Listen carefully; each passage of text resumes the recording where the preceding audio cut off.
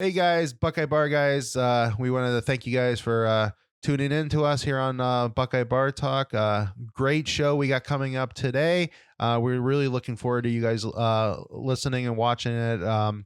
But just wanted to remind everybody, just remember to subscribe to the channel, hit the all notifications bell, and that way, anytime a new show comes up, you guys will be alerted to it. And don't forget to like the video and comment on the video. All interactions with us helps us continue to grow, and we appreciate your support. Now to the show. Welcome back, everybody, to Buckeye Bar Guys here on Buckeye Bar Talk. I'm Mike. And I'm John. Tonight's date is Thursday, October 19th, 2023. And we're going to be talking about the big game coming up this weekend against Penn State, number 3 Ohio State, number 6 Penn State in the AP, 7 in the coaches. So huge game for Ohio State, big noon kickoff in Columbus. So pretty stoked about that. So we will start off, just talk a little bit about the Purdue game. Not much. Then we'll get into some interesting news that just hit today about our rivals up north. Didn't think we were going to have to talk about anything like this today, but we'll be adding it into what we were originally going to be talking about. And then Penn State, we'll talk about the big game against the Nittany Lions, and then we will move into our normal kind of score predictions. We'll go around the country, some of the big games around the country, and then final predictions on what our score thoughts for the Penn State game is. So quickly on Purdue, I was pretty happy the way they played. I mean, you can say a lot about the competition. Obviously Purdue's not the best team in the world. They had a lot of injuries going in the game, but Ohio State had a lot of different dinged up players too. I was happy seeing Dallin Hayden get in, and he looked good. I thought they looked better on the run game that they've looked a lot this year. And, I think they did a couple of other things. Plus, Purdue's defensive line just not that great in different spots. But Hayden, I think, hits the hole better, a lot faster than, some of the other guys on the team. Pretty happy with the way they looked on offense. They got a little sloppy in the second half, but They were up big. And then, defense, I mean, not much to complain about. Again, competition is what it is, but that's what you're supposed to do against teams that you overmatch, and they did it. So I was pretty happy with the game. Some stuff they definitely hopefully are still working on coming into this game. Obviously, thinking about Manny Diaz, they gave up way too many pressures on McCord. And obviously penalties just seems like it's the never ending issue that's been bugging them for the last how many years. Yeah. I mean, they definitely have lacked discipline over the last couple of years. Just to, elaborate and make some or add some of my own pointers or points from the game. I did think Hayden looked really good running the ball. Of course, we've only ever seen him in extended time against lesser competition. So I would love to get to that point where we do see him against, a Penn State, a Michigan playoff team, whatever it may be, and see if he's actually, can be the real deal, move the ball at, a 5+ yard clip. I thought this was the first. I mean, I might be off base or hyperbolic about this, but it feels like the first time in a long time that I actually felt that there was some creativity out of Ryan Day's offense, that it wasn't just like, hey, we're bigger, faster, stronger than everybody, so we're either going to run by you, run over you, which, we can all have our opinions on how successful that's been. But we've tried it a lot of times. And I felt like this time it was like, hey, we're going to use a lot of motions to try to get people in space. Mm-hmm. And I thought, it's what this team needs. I think it's smart. I hope that's something that he realizes moving forward. I hope it wasn't just to put it on tape for Penn State to practice. Like, I really hope that is a part of the game plan, because it worked. It wasn't like it was a failed thing and like, oh, Ohio State's going to try this moving forward. Like, we saw, the results of that, and they were good. So I think it's something we need to continue to do. Brought in a Devin Brown package for the red zone to try to, open up some things there, maybe make our running more efficient. I have no problem with that. I have no problem trying to find solutions for issues we may have. I know there were some beat writers that took exception to it that they thought, these were things that you need to kind of iron out with Kyle, or Kyle can do them also. And they're upset that Devin threw the ball because it could have been a big mistake. I have no issue with any of it because you got to stay comfortable with him also. I think he is a part of the offense probably moving forward, unless Kyle can prove that he does that stuff. So he needs to know how to throw the ball in the red zone as well, because Devin Brown can throw the ball. We've seen 2 really, really nice touchdowns this year. One to Carnell Tate, one to Brandon Ennis. Maybe, foreshadowing the future, but that's something that, he can throw the ball. He just needs more confidence, more reps in the game. So I'm totally okay with that. Defensively, I thought it was pretty good. I mean, there were our issues. I wanted to ask you, though, if at the end of the day, if Purdue scores 16 points in that game, do you have an issue with that?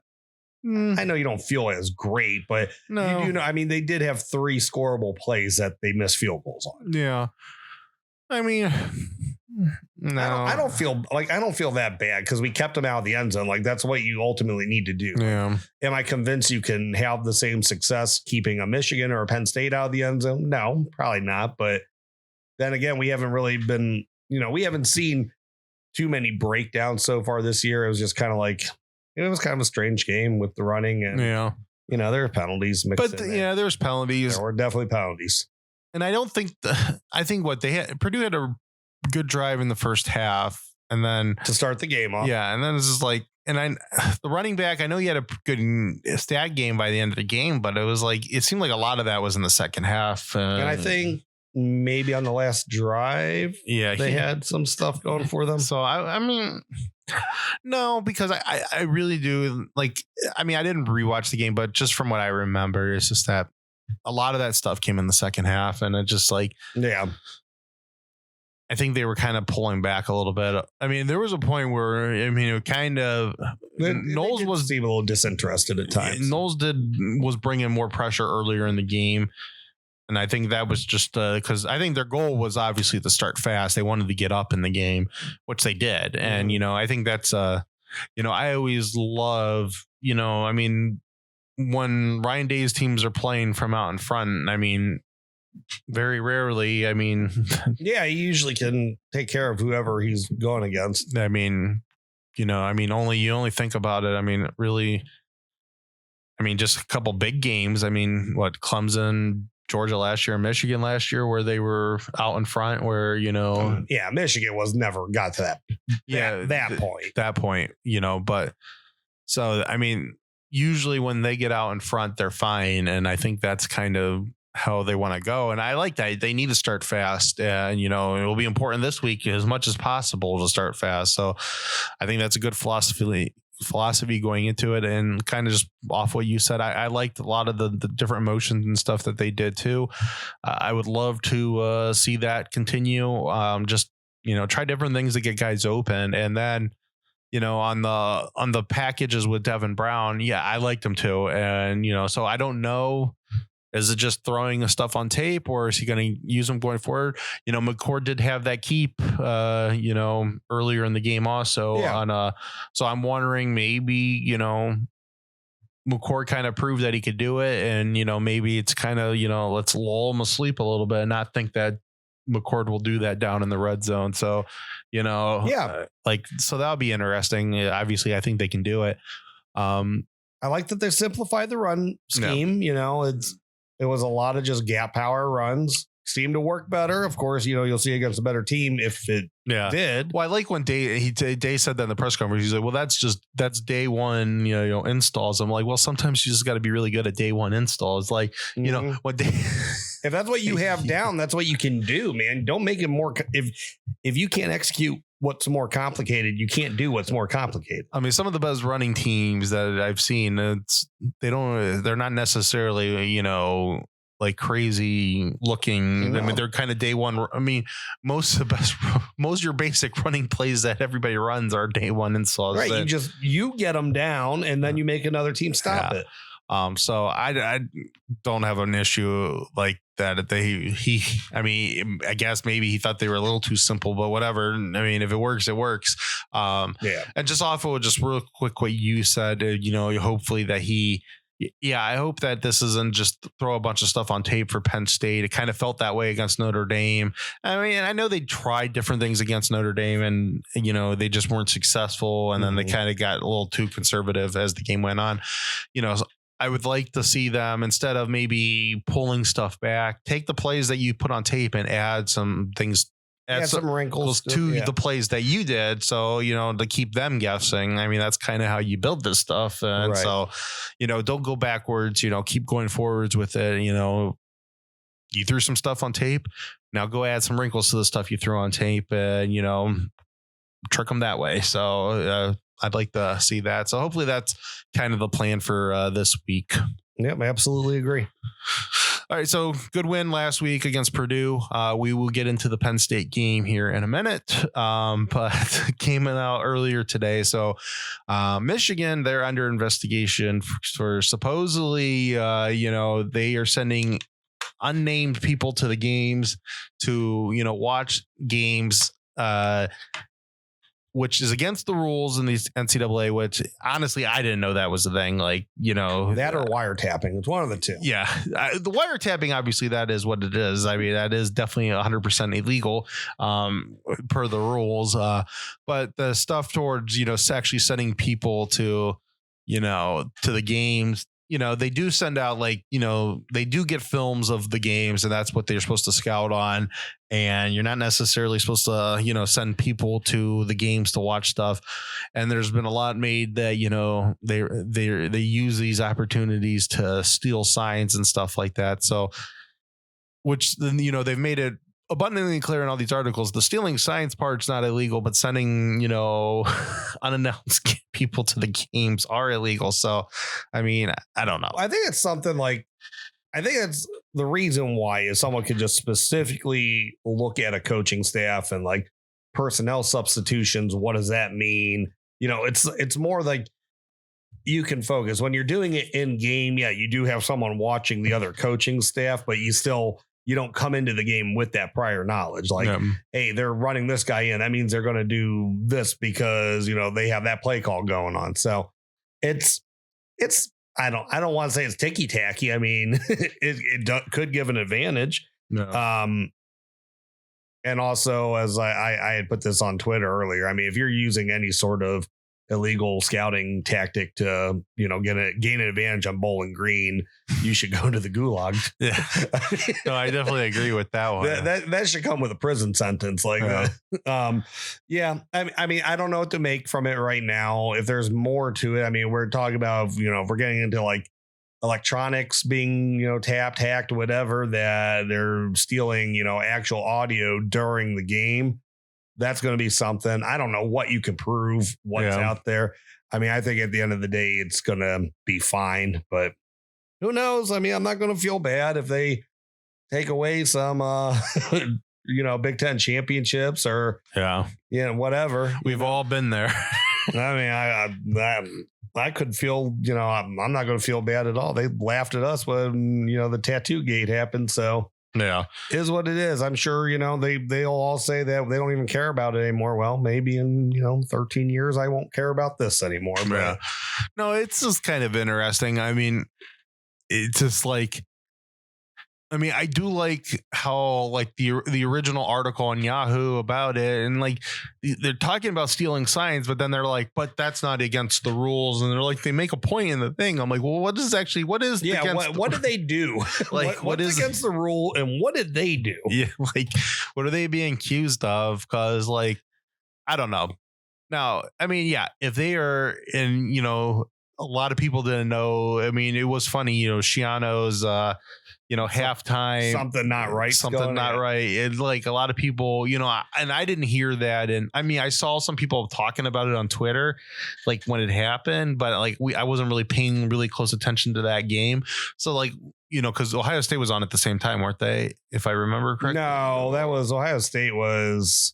I was watching another game at that time, so somebody decent was on in the same slot, and because it was a noon slot, wasn't it? Yeah, I remember Ohio State's 4:00, whatever week that was. That was Western Kentucky. Okay, so they were they were in the mid game. I think that was that week 3? No, it would have been week 4. So we would have played Notre Dame. Okay, so I was watching something during the day. I wasn't really paying a lot of attention to the. Yeah, because they played smellier shit and bigger pile of shit before they played Rutgers. Yeah. So I wasn't really I wasn't watching a lot of that game, but I do remember some people commenting about it on Twitter, and I'm just didn't like phase me or anything like that. And then I guess it makes sense now that, he thought that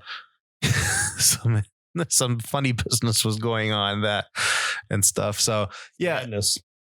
Like I said, like you said, I don't know how you prove it and stuff. I guess they probably can, some of these other universities, if it is against the rules, sending, they just I'm sure that, there's cameras in all these stadiums. If they could find somebody.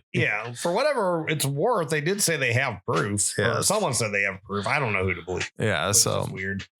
Yeah. It's one of those things. I saw that it was originally 2 teams made complaints about it. Now it's up to 4 or whatever, but all that stuff, I mean, we've seen in the the world events that have happened over the last couple of weeks. You can't necessarily believe anything you see on the internet. Like, everything's based in some sort of reality and truth, and then once it gets on the internet, then all kinds of stuff gets talked about and spread out and stuff like that. So right, there's 2 sides to every story. They're obviously somewhere in the middle is the truth. They're obviously they're obviously being investigated. We know that because the university, the NCAA, and the Big Ten have all come out and confirmed that part. So I would say that is legitimate, but that, anything that's come after that, I don't know.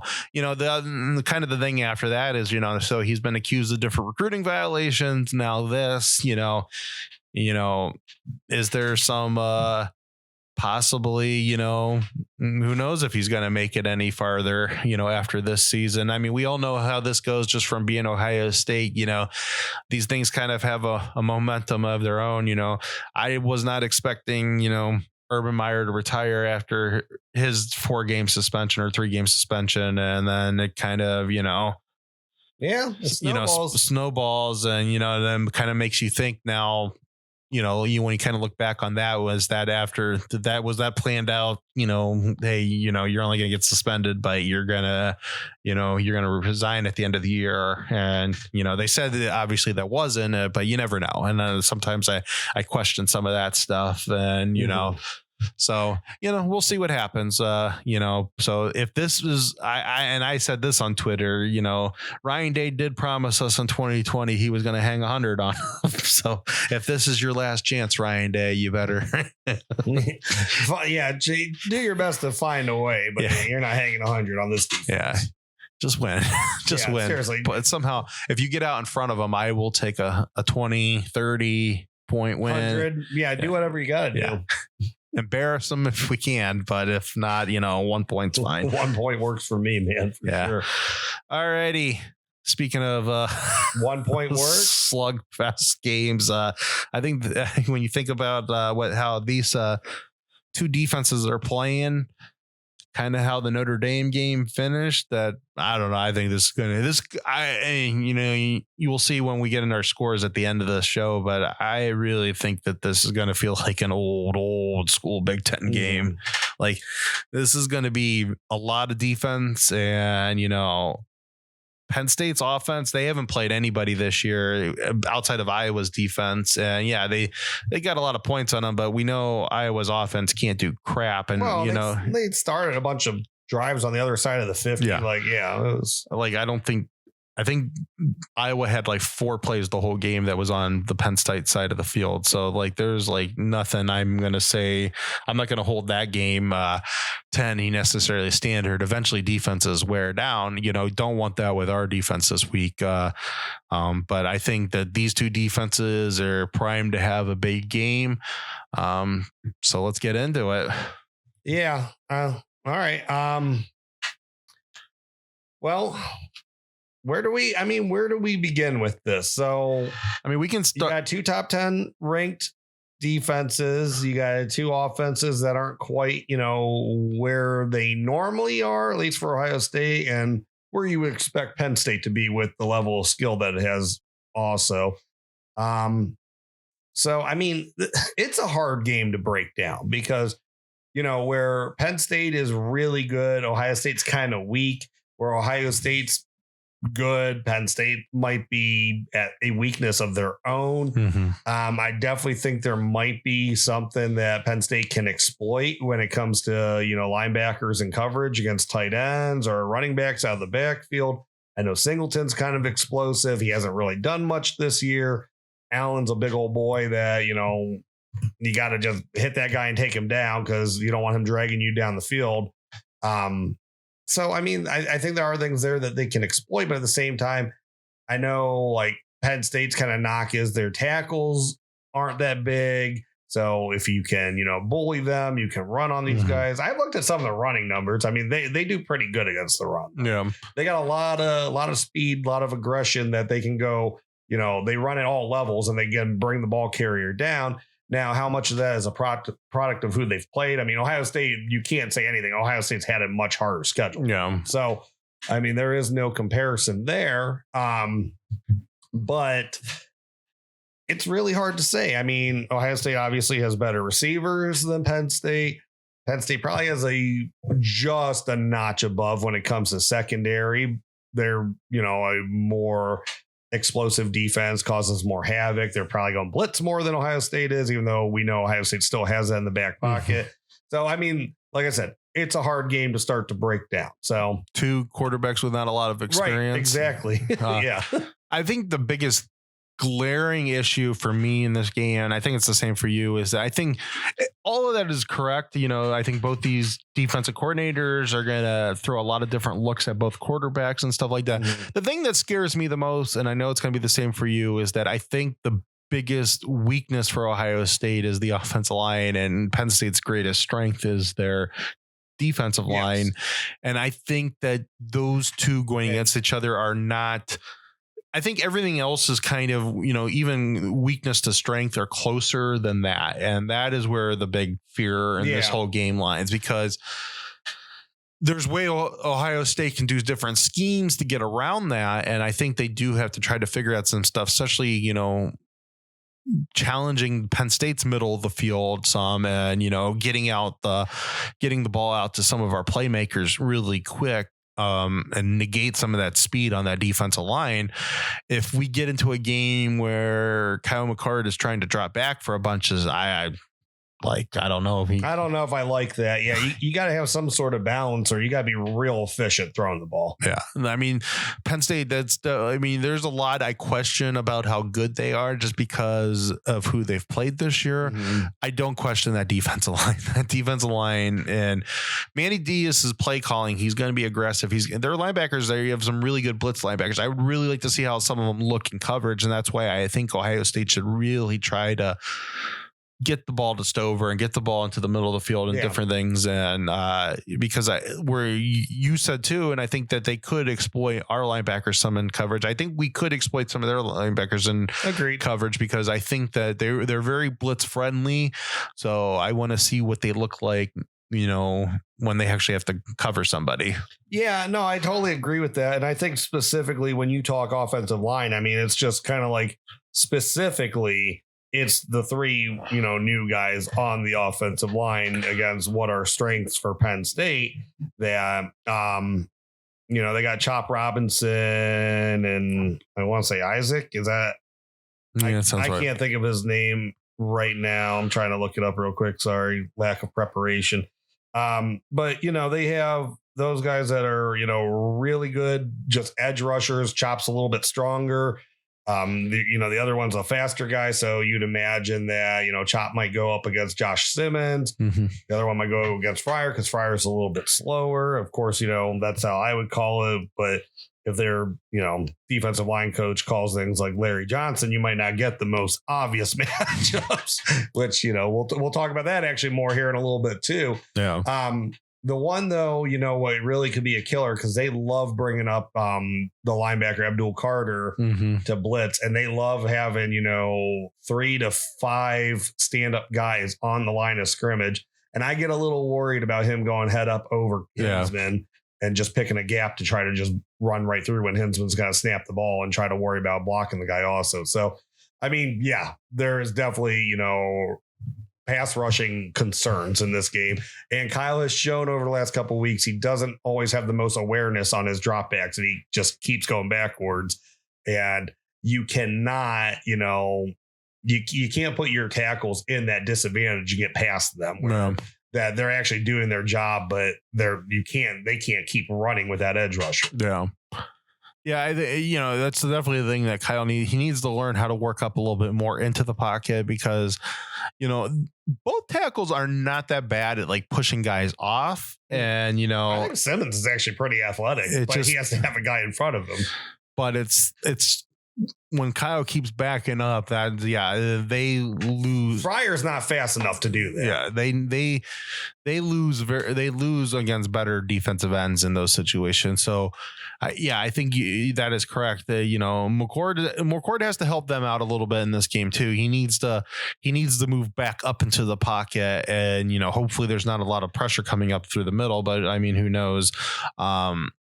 So, yeah, that is definitely my biggest concern. So it's just that I think Ryan Day has to be aware of that. They need to really come up with some, like I said, some good, scheme things that, some of the stuff they ran last week that, they ran a nice, RPO play to Stover to the middle of the field. They found some nice play actions off some of those gap zone runs and stuff like that. And, I think some of that works. And that's why, there's still a lot of talk whether Hayden's going to play this week and stuff. And obviously it's going to come down to, where everybody's health is at. I think he does need to play though. And I get it. He might not be the best at pass protection and stuff like that, but he gives you, I think, stuff that in the running game that the other ones don't, and that they need some sort of. I'm not saying that you're going to be 100% fully balanced against Penn State's defense, but you got to keep them honest somehow. If they come to the point in this game where they don't have to respect any mountain of a running game, then I don't trust. I don't know if I necessarily would trust Aller in the same situations. I mean, young guys are young guys with least experience. It is what it is. But with this offensive line and, McCord just not having the experience, it does kind of make you feel like that 2014 Virginia Tech game. And, even I was thinking about it. I realize they're not as good or they're better than what they were at that point in 16, but that's kind of how 2016 Penn State unraveled. Was we just couldn't block their guys, and they were coming after JT every play, and we could just generate no offense in the second half. Yeah. So you can't afford to be in that position where they're allowed to just not respect you and pin their ears back and come after you every play. So I think, we've always said it. It's paramount when you have your chances, make sure you get touchdowns instead of field goals, but I think this is kind of amplified this time too. Yeah.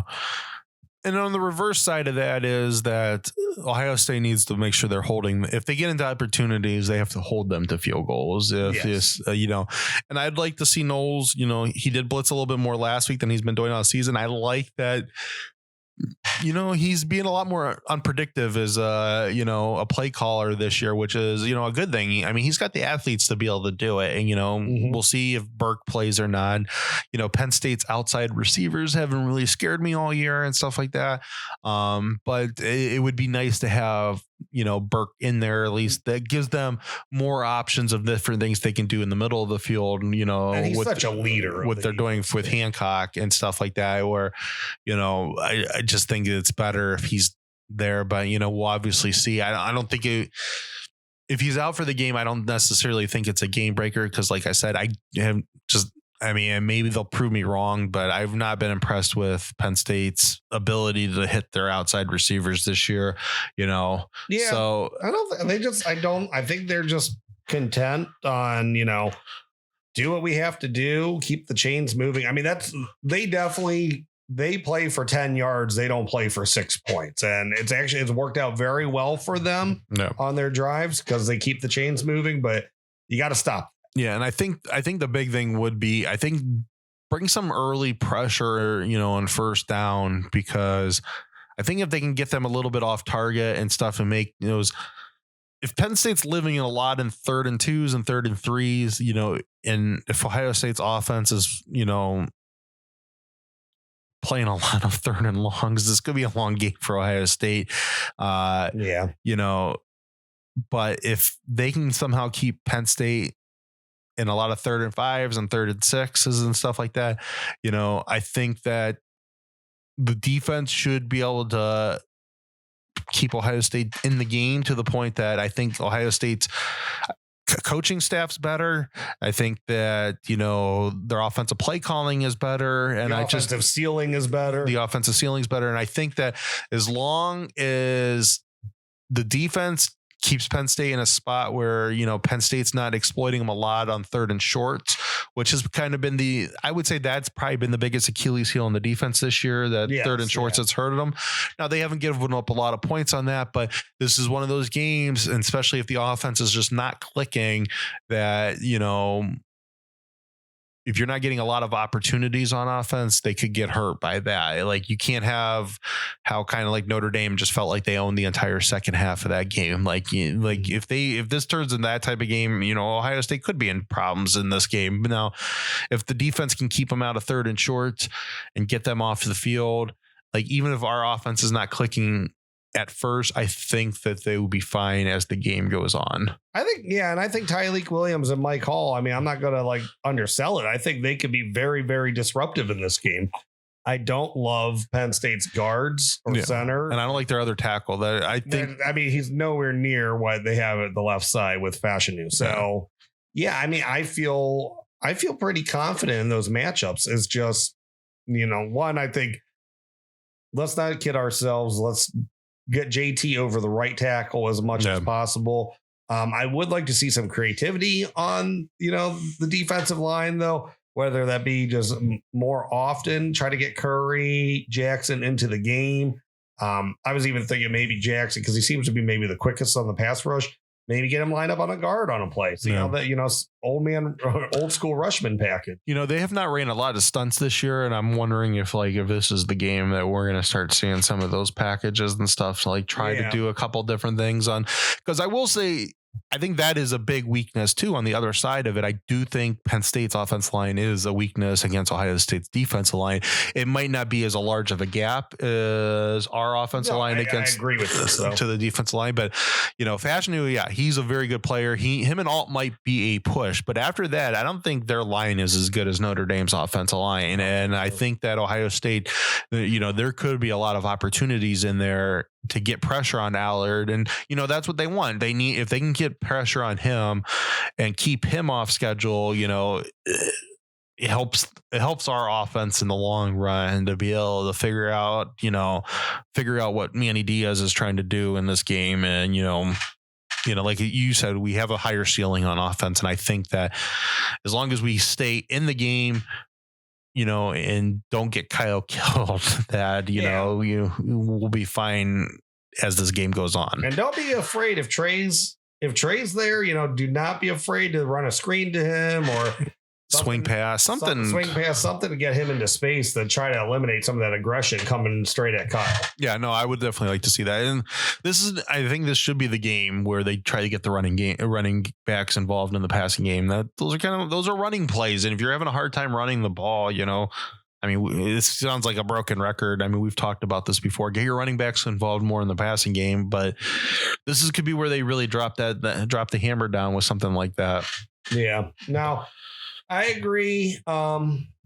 Special teams, or how scared are you with our punt coverage? Because they were, it's UMass. So let's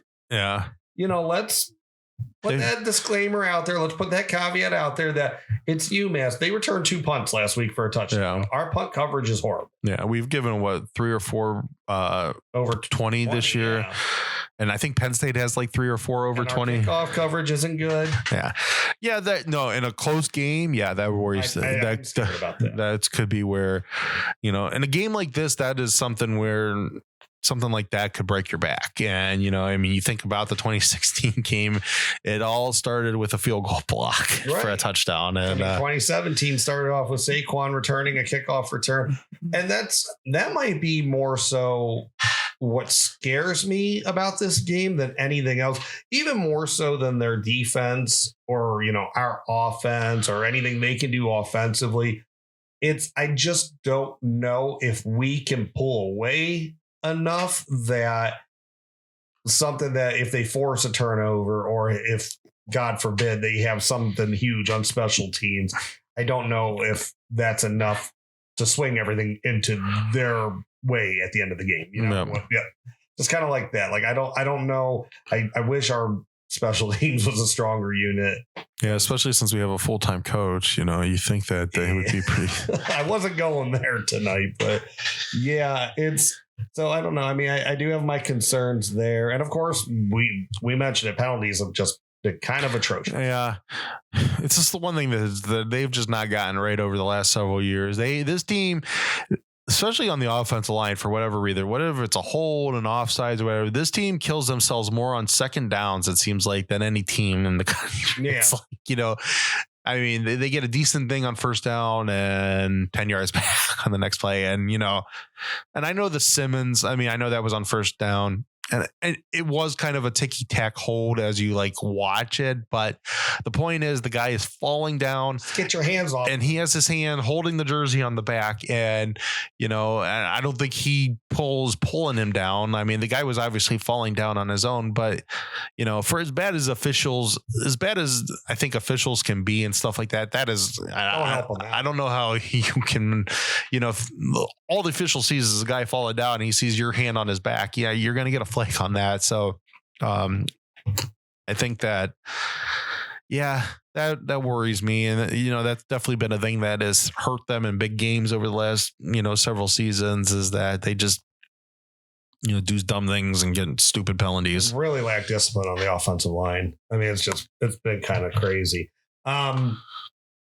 Okay. And I really hopefully Kyle, let's end the streak of intentional groundings. Now, whether or not we felt like the first two were intentional groundings, because I thought those were kind of horse crap calls, especially the Maryland one. I mean, the Penn State one, I think, or Notre Dame, I think, is up for debate. That one, I guess, Purdue. Yeah.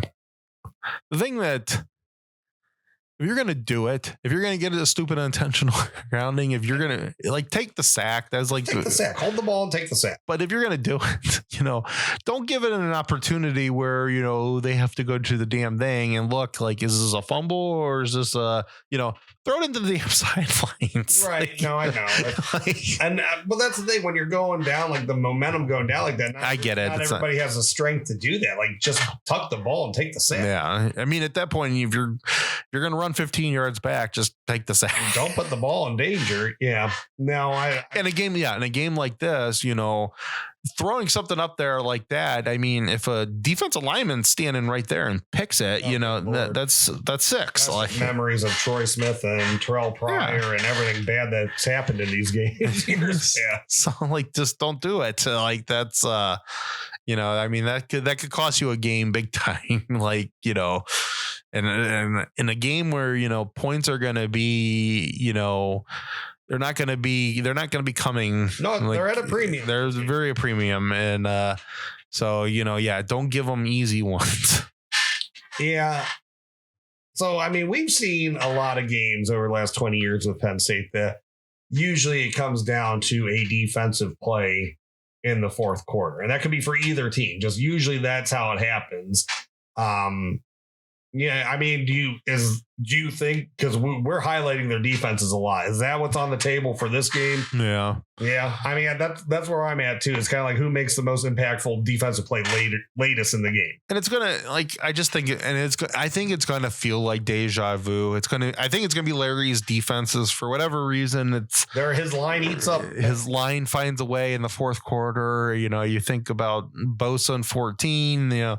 What the Rushmen did in 17 and 18 to keep us in that game in the fourth quarter for those comebacks. Coming all the way down the line. Last year, JT, he was a one-man wrecking crew. I mean, it goes back to Gamble in 02. Yeah. So I mentioned the two guys from Penn State in 05 and 09. Yeah. So I think that, what you, 06, it was back-to-back pick sixes for Ohio State to seal that game. Yeah, I was at that game. That was nerve-wracking. Yeah, Ohio State took 2 to the house with 2 minutes left in the game.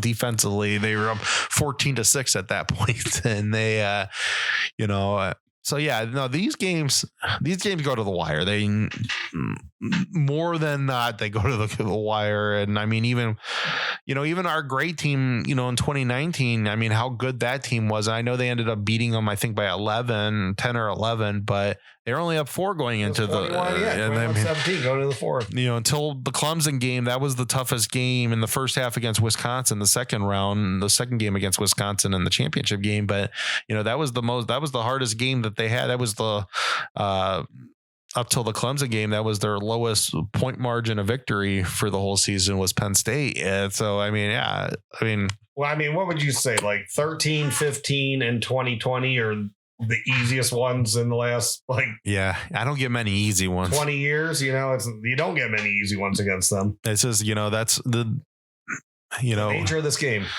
They've always considered us their big rival, and they always come to play it, and it doesn't matter how good they are, how bad they are. They are always ready to play this game, and I don't expect anything less from them. That this is going to be a fist fight for 4 quarters, in my opinion. And I think it's going to be, we'll talk here in a minute when we get to the scores at the end of the show, but I think it's going to be a low scoring fist fight. I think it's going to feel a lot like the Notre Dame game.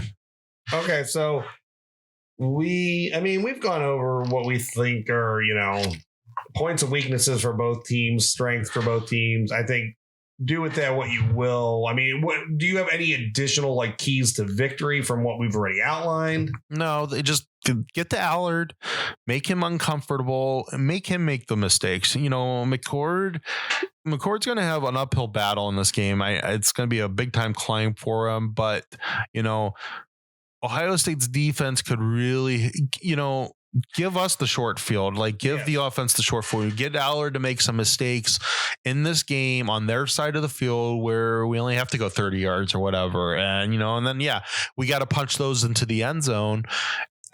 But, let's get them to the point where, they're not controlling the time of possession and stuff like that. And, making it feel like that our offense is just not getting, enough opportunities to stay in or get into this game. I really like our defense. I really like how they're playing this year. This is going to be a big challenge for them, though. And it's not that necessarily to say that Penn State is this all, world beating offense, because they're not, but it's just, but how they play, and I think they're very comfortable playing that way, and I don't see them changing. I know there's some people try to speculate and stuff, and different podcasts and stuff. Is Penn State going to open it up? I think they should just play when that. I think your defensive line has a pretty sizable upper hand, in my opinion, on the Ohio State's offensive line. Play the way you're playing. This would be James Franklin's biggest win in the history. This is probably the biggest Penn State win since 05, probably easily. And if you're it's would be much bigger than the 16 win from Franklin. So don't do anything. Don't help Ohio. If you're getting in a position where your defense line is really controlling this game, don't help them out. That's the way I'm looking at it. Yeah. I tend to agree with that. I'm trying to think what else. I thought I had another point, but maybe I don't. So who do you think would be offensively? Who's your offensive player of the game for us? It comes down to Marv. It's gonna he dominated the game last year, and that was against a first round or a first pick in the second round, but basically almost a first round cornerback. And there's a lot of people who say this guy is better this year than Porter. He's probably going to be in that same possibly first round thing. He might be the second corner off the board after Burke. There's a couple from Alabama that are pretty. Yeah, but they're probably all going to be right up there, and so but you got to find ways. I think Marv had a very uncharacteristic game last week. I don't think he'll have the same this week, but I think they did a lot of ways to try to scheme him open last week with Abuka hurt. We don't know if Mecca's going to play. So, I hope he does. But, even if he does play, I think they need to do some of that stuff again to try to scheme him open. Well, you want Marv in space with them. Yeah, you don't want to just have to make circus catches, stop. He is lethal with the ball in his hands. Yeah, get him the ball as much as possible. and then get it to Stover. And like you said, he's like my dark horse player of the game. I mean, I agree with you because we said this for Penn or Notre Dame. Like a game like this has to go through Marv. Yeah. And that's kind of like they decided, halftime of that Maryland game, like, all right, offense is running through Marv now. And they kind of did that last week too. And I saw some guys on Twitter was like, well, Marv the alien bailed him out. It's like, yeah, but that's what you're supposed to do. If you got a guy that's that big of a mismatch for everyone else on the field, you're supposed to run your offense through. Yeah. Like it might be abnormal for Ohio State because you're used to having all this balance everywhere. But if you got a guy that no one can, stay with, go through him. I mean, exactly. W at the end of the day, I'm cool with it. Yeah, no, agree. So yeah, I'm kind of like Marv, but I think Stover could have a really big impact on this game. Defensively, I'll go first on this one. I think it's Tyleik Williams. I know there's a lot of candidates for this, and I think their tight ends are going to be a big deal. I think Tyleik might get an interception this week because they've been really toying with those simulated pressures the last couple of games where they drop a lineman back into coverage. I don't know how easy that is to fool a 6'5" man baby like Aller is, but. And he looks like a little kid in the face, but he's a big dude. He's like 6'5", 240 or 250, something like that. Yeah. So I don't know how easily you'll be able to fool him with that. But if you can, I would like to see, a lineman get a pick. And I think Tyleik plays his best in situations like that. We might see a couple sacks from them. Yeah. No, I like that. I think we're going to probably see, 3 guys in the box. I think they're going to probably run Styles more as a linebacker and, have Steele or Cody and Tommy all out there together. So, Steele or Cody is 1, Tommy 2, and then Sonny 3. Kind of more in that middle of the field, kind of like as a 3 linebacker set. So if that's kind of like the game plan, then I think Tommy is going to be in, but it's going to be kind of like old school Tommy. I think they're going to let him really go at Allard a lot. I see a lot of Tommy blitzes in this game because they'll be able to blow up the run too. Yeah. So I think they're going to be letting him come down more downhill than they've done this year with him. They haven't really shown a lot of what we saw of Tommy last year. This year they've kind of kept him more back in the passing game, but I think that they're going to probably let him go a little bit more at the running backs and and Allard in this game, just because, like I said, I think they're going to really want to try to keep Aller off, schedule. And then, that keeps the whole offense of Penn State off schedule. And then, because I think you really do want to try to keep this into some sort of rock fight game until, your offense really tries to get their foot underneath them.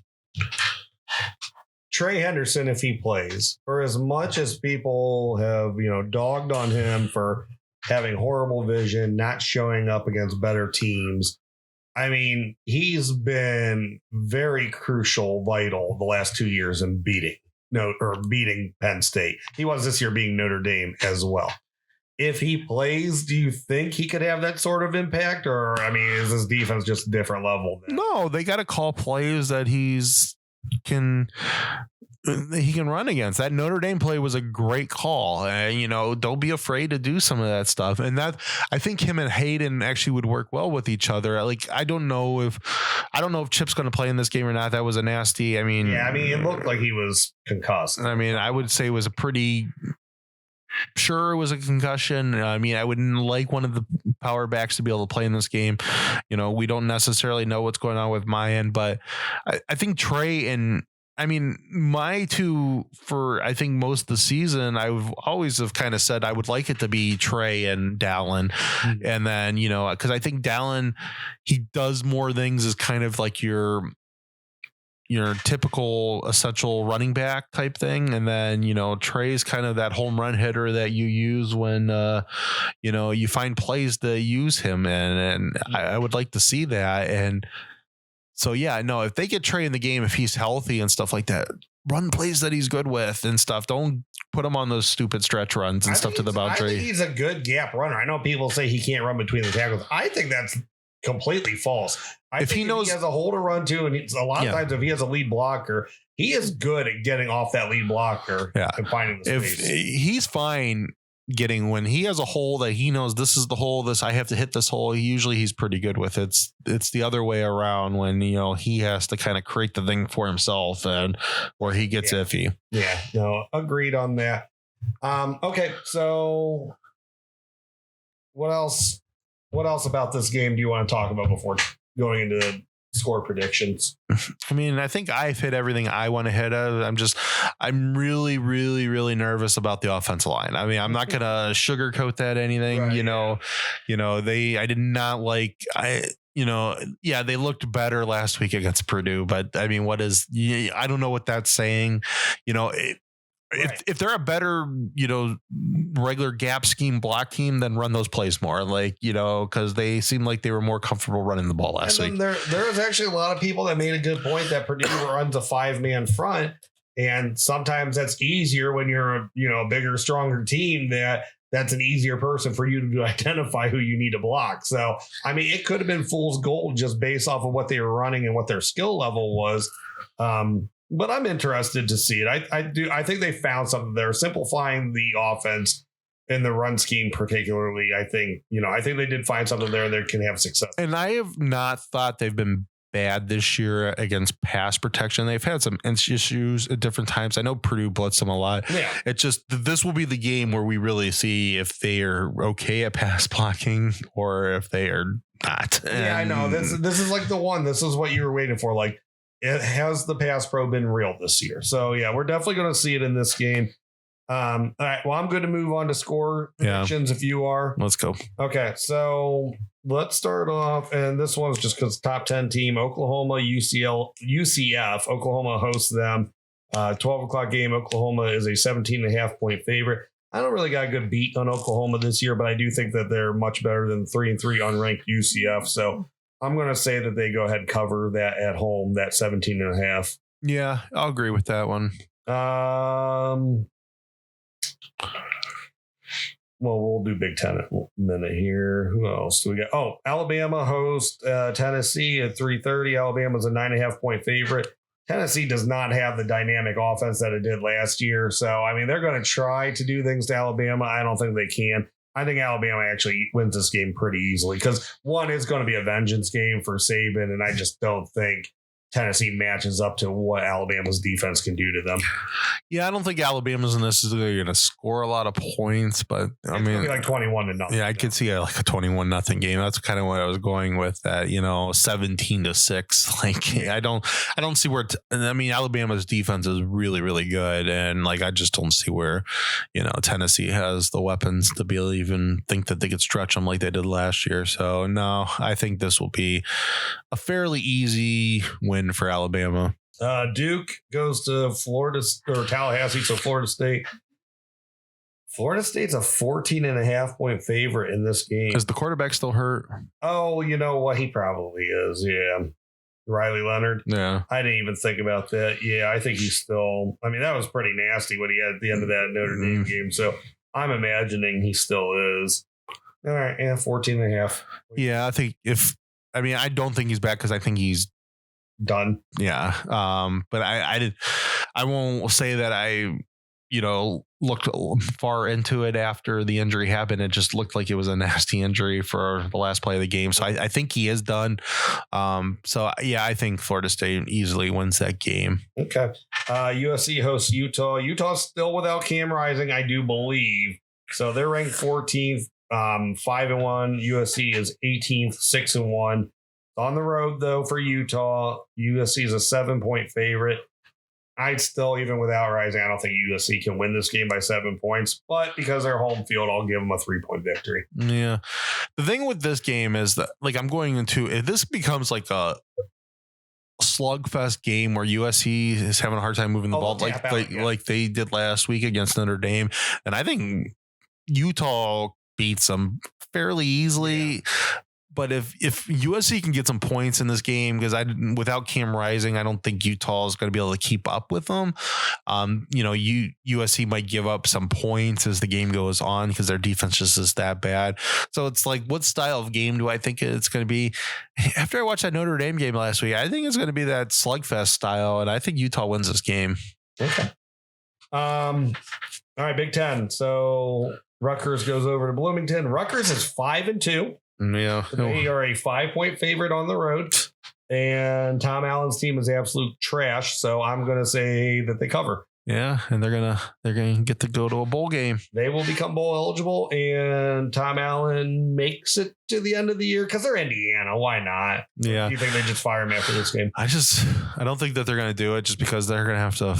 I mean, they give him so much money. I don't. You just gotta ride that one out till it makes more sense, huh? Yeah. And they'll probably do it by the end of this season, but I think they need to find a basketball booster that's willing to. I'm sorry. How could that guy? How could he trick you into believing? Of all years, 2020 is what tricked you. It was the COVID year. Everything was weird. People were sitting out. People were missing every game. Yeah, that would be the year that they were good. And that's what tricked Indiana to believing that this guy somehow was going to level up their football program.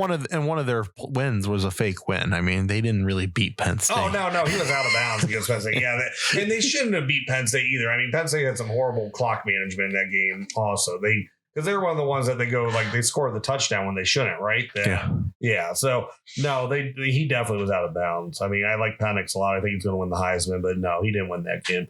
All right. Iowa is hosting Minnesota at 3:30. Iowa's a 3.5-point favorite. We, as Buckeye fans, we really want Minnesota to win this game. Yeah. I don't think they can. Well, I shouldn't say anybody can beat Iowa. It's just their defense is good and Big Ten West offenses are garbage. The problem with that is that we haven't lost yet. I have to assume we're not going to lose and we're going to make the Big Ten championship game. I don't want to play Iowa. So and it's not that I think Iowa could beat us. It's because I don't want to watch freaking Iowa. What the heck? No, I don't want to watch them sit on the ball all game. And I want to watch somebody that can. Nobody's going to challenge you down the field out in the Big Ten West. No. But now that they're past Wisconsin, though, it's feels like that. They're going to walk. They might only win the next how many games by a combined 24 points, but that could be. What if Rutgers knocks them off? Because I think Rutgers could. Right? I think Rutgers could knock them off. It's just I don't know. They're going to have trouble moving the ball in Shiano. Yeah. What's the point spread again on this one? 3.5 to Iowa. They cover. They win 10-0. Probably a defensive touchdown and a field goal, and Brian Ferentz somehow still chugging along. What the heck? You're right though. All right, Illinois, Wisconsin. That Wisconsin's a 2.5-point favorite. Sure, why not? I don't. Yeah, I'm not impressed with either team, so we'll go ahead and say Wisconsin wins, and 2.5's not that much. So. Illinois. Again, it was the week after Ohio State, but I beat Maryland. They did beat Maryland. I was pretty sure Maryland was the fourth best team in the conference. So I don't know. I think Illinois upsets them. Illinois did do some things to Penn State also. Yeah, they threw 4 interceptions in that game. So 3 or 4. Yeah, like that. And everybody knows Champaign could be a very interesting weather game. The wind starts swirling in central in Illinois. It gets nasty. And Luke Fickle team's an air raid team now. Yeah, so I've heard. I don't know. So I'm gonna say Illinois beats them. Northwestern Nebraska in Lincoln. Nebraska's 11.5-point favorite. I think Nebraska wins. I don't know if they're going to win by 11.5 though, but I think. I'll take Nebraska wins Northwestern the points. So, yeah, I'll say Nebraska covers, but I don't know. But we'll go with cover. Michigan goes to East Lansing. Cheaters. 24-point favorites. I think that they should cover. Michigan State's god awful. Michigan's really good this year, so I'm going to say they cover the 24 points, but who knows? With all this stuff coming out, it could be a weird game. Yeah, I mean, these games are always can be kind of weird and stuff. I mean, this could be the game that Michigan State circles that, this is where they're going to show up. If they let Rutgers come back last week on them, but no, I think Michigan is who Michigan is, and they will cover this game. And they'll win handedly. All right. So as of 7:45, Thursday, the 19th, Ohio State in the shoe, 12 p.m. They are 4.5 point favorites against Penn State come Saturday. Number 3 Buckeyes undefeated 6-0. Number 7 Penn State 6-0. I have a really bad feel for this game. Not feeling, but I have a really bad feel for this game because I don't know how it's going to go.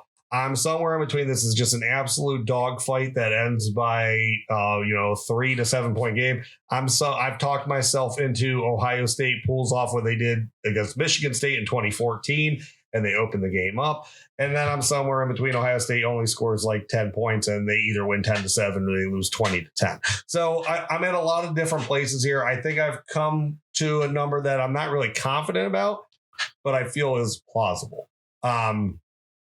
I think Ohio State will win 24-13. So that's a cover. It's an under for guys that look into that. I think that they, as we've mentioned, they do have a higher ceiling offensively. And I think that can be the difference. I think Marv will get 2 touchdowns, but I do think they do force Aller into his first pick of the year, and it's going to come in the fourth quarter, as we mentioned. So it might be something like 17-13 going into the fourth quarter, and then they add a touchdown on top. It's going to be a good game, but I do think Ohio State does, if you consider, 11 points pulling away, I do believe that happens. Yeah. So score is, I'm a little lower on you on the score. I think that Ohio State, so we do both agree that Ohio State, I think, has a bigger ceiling offensively, even though I do think this defensive line is going to cause a lot of fits for him. But where I think these fits are going to be is that I do think Ohio State's going to make Aller have some mistakes in this game. But I don't think this is going to be like any high scoring game by any stretch of an imagination. They both get 1 touchdown, and Ohio State beats them 3-1 on field goals, 16-10. Right. Yeah. That's what I'm going with. And I think those short fields are not going to be touchdowns for Ohio State. And I think that Penn State's going to make mistakes in this game, and Ohio State's going to get some short fields, and those short fields will be field goals, but they will tie each other in touchdowns, and those couple extra field goals, it will feel very much like a Jim Tressel game, but that's what I'm saying. It is what it is. But at the end of the day, I think Ohio State wins 16-10. Win's a win, man. So be happy with that. All right. Well, Mike, I got nothing else. Anything before we get on out of here? Nope, I'm good. Thank you, everyone, for stopping in tonight to the Buckeye Bar. I'm John. And I'm Mike. OH. Go Buckeyes. Go Buckeyes. Thank you for tuning in to this week's Buckeye Bar Guys on Buckeye Bar Talk. Don't forget to subscribe to the channel. Hit that all notifications bell so you see when new content is added. And please remember to like and share so we can grow our audience. Don't be afraid to comment. We want to know what you're thinking, and we want to know what content to add for you guys. OH.